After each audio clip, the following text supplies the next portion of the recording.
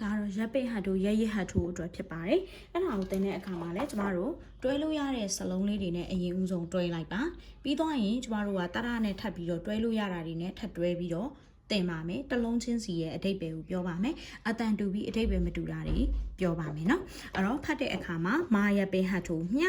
မရပ်ပိတ်ဟတ်ထိုးရေးချာမြမာရပ်ပိတ်ဟတ်ထိုးရေးချာဝစနှလုံးပါမြ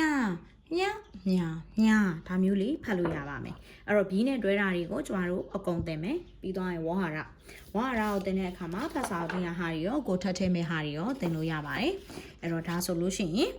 လရက်ပင်ဟတ်ထိုးရေးချာလျာလို့ဖတ်ပြီးတော့ရှာလို့အတန်ထွက်ပါတယ်နော်အဲ့တော့တဝေတို့မရက်ပင်ဟတ်ထိုးရေးချာညော့အာကမြင်ညော့ဒါမျိုးလေးတွေသင်ပါမယ်စာပိုက်ကအရသာကိုရှာတီတီဆိုတော့စာပိုက်၄ပိုက်ရှိပါတယ်အဲ့ဒါလေးတွေသင်ပါမယ်ပြီးသွားလို့ရှိရင်ဝါကြမှာတော့ကျွန်မကဒါမျိုးလေးလောက်ထားပါတယ်နော်အဲ့တော့နမူနာအနေနဲ့မာရပင်ဟတ်ထိုအမြရာကောက်ရအမြရာအခရာ၍အမြရာ၍တိုင်ချာတာဒေါက်ချိုင်တချောင်းငင်ဒုတာဒုတဝေတို့ခါခွေးချရှေထုခေါ်တာဒုခေါ်ပဆောင်ရချပါတာဒုခေါ်ပါအမြရာ၍တာဒုခေါ်ပါဒါမျိုးလေးဖြစ်ပါမယ်ရှင်